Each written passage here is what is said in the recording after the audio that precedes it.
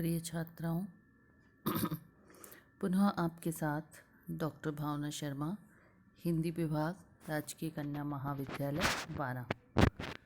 BA तृतीय वर्ष में अभी अपन आंसू जयशंकर प्रसाद कृत रचना आंसू के बारे में अध्ययन कर रहे हैं। आंसू जयशंकर प्रसाद द्वारा रचित रचना है।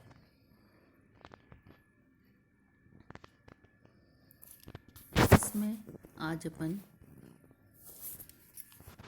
16वें पद का अध्ययन करेंगे।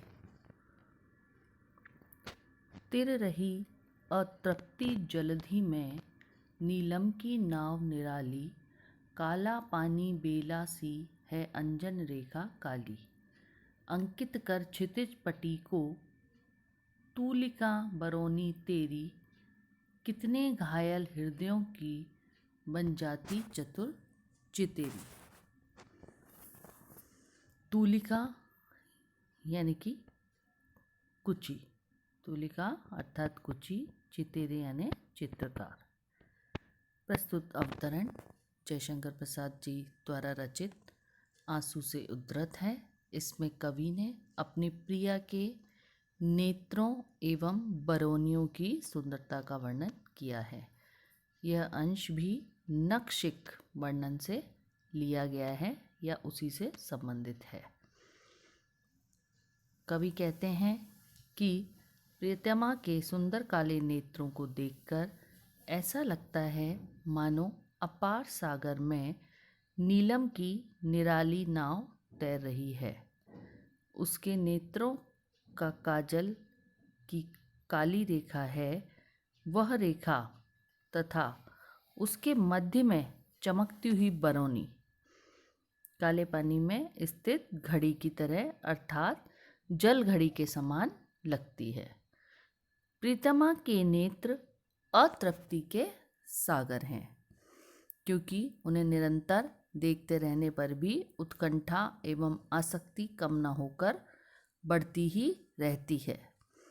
कवि किसके प्रति आसक्ति जता रहा है? प्रियतमा के नेत्रों के प्रति, अथवा प्रियतमा के नेत्रों की काली रेखा मेरे लिए काले पानी के दंड की सीमा रेखा बन गई है, जो कि निरंतर अतृप्ति बढ़ा रही है। कवि पुनः कहते हैं कि हे प्रिय, जो तुम्हारे नेत्रों के सौंदर्य को देखना चाहता है, उसके लिए तुम्हारी यह बरौनियाँ पलकों के चित्रपट पर चतुर चित्रकार की तरह सुंदर नेत्रों का चित्र अंकित कर देती हैं। तुम्हारे नेत्रों के ऐसे अनुपम सौंदर्य को देखने वालों के हृदय घायल हो जाते हैं। तुम्हारी ये बरौनियाँ यानी कि नेत्र के सौंदर्य का चित्र बनाकर घायल हृदय पर मरहम लगाती हैं। इसमें विशेष के रूप में अतिशयोक्ति दिख ही रहा है इस काव्य में कि अतिशयोक्ति, उत्प्रेक्षा, उपमा आदि अलंकारों का प्रयोग हुआ है। कवि ने प्रेमिका के नेत्रों की शोभा का वर्णन किया है।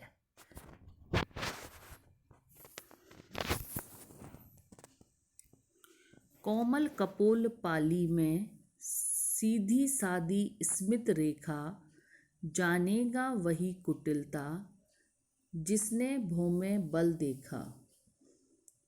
विद्रुम सीपी संपुट में मोती के दाने कैसे, है हंस ना शुक यह, फिर क्या चुगेगी मुद्रा ऐसे।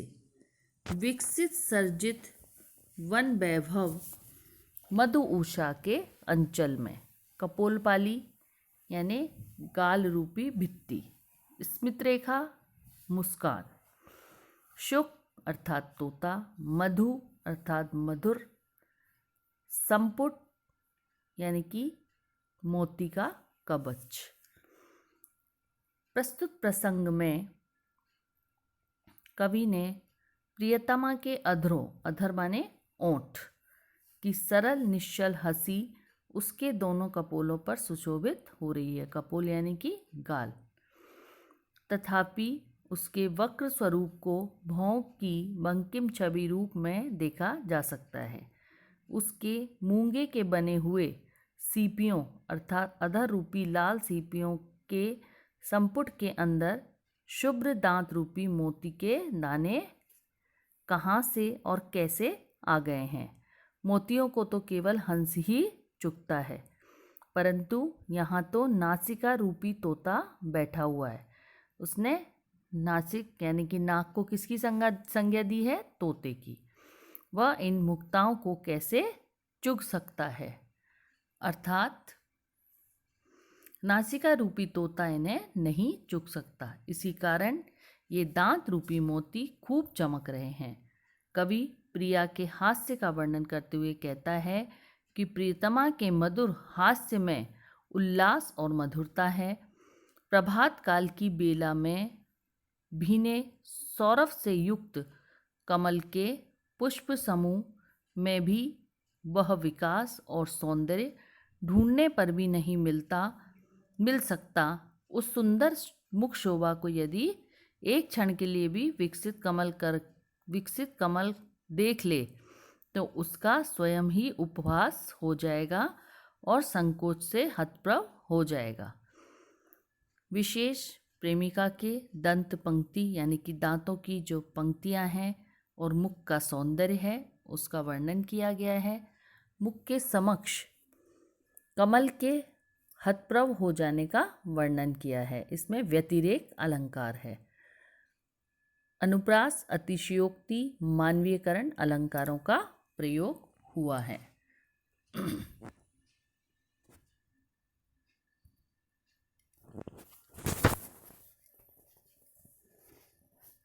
अगला पद, मुख कमल समीप सजे थे, दो किसलय के पुरीन के, जल बिंदु सदृश ठहरे कब, उन कानों में दुख तिनके, थी किन अनंग के धुन की, वह शिथिल शिजनी दोहरी, अलबेली बहुलता या तनु छवि, सर की नाव लहरी। इस पद में कवि ने किसलय यानी कि पंखुड़ी या पत्ते, पुरीन यानी कमल, अनंग माने कि कामदेव, शिंजनी प्रत्यंचा, सर यानी कि सरोवर। प्रस्तुत अवतरण जयशंकर प्रसाद जी कृत आंसू नामक विरह काव्य से उद्धृत है। इस पद में कवि ने प्रिया के कानों और कोमल भुजाओं का वर्णन किया है। कवि वर्णन करते हुए कहते हैं कि प्रिय के मुख कमल के निकट ही, कमल के सुकोमल पत्तों के समान ही दोनों का सुशोभित हो रहे हैं। वे कान इतने सुकुमार हैं कि उनमें कभी किसी दुखी व्यक्ति की वेदना के स्वर उसी प्रकार नहीं ठहर पाते जिस प्रकार कमल पत्रों के ऊपर जल का बिंदु नहीं ठहर पाता। कमल के जो पत्ते हैं उसके ऊपर जल की बूंद नहीं ठहर पाती है। प्रियतमा के भुजाओं का वर्णन करते हुए कवि कहते हैं कि क्या वे किसी अशरीर कामदेव के धनुष की ढीली की गई या दोहरी गई प्रत्यंचा थी। प्रत्यंचा जो कि धनुष पर चढ़ाई जाती है उसे प्रत्यंचा कहते हैं।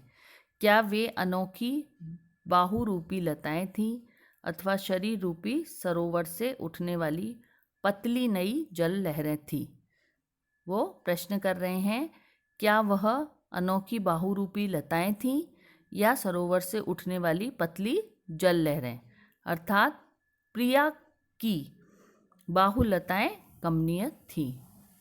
इसमें विशेष प्रिया का स्वभाव इतना संवेदनशील है कि वह किसी के दुख दर्द की बात को सुनना नहीं चाहती। उपमा, उत्प्रेक्षा, रूपक और संदेह अलंकारों का प्रयोग हुआ है।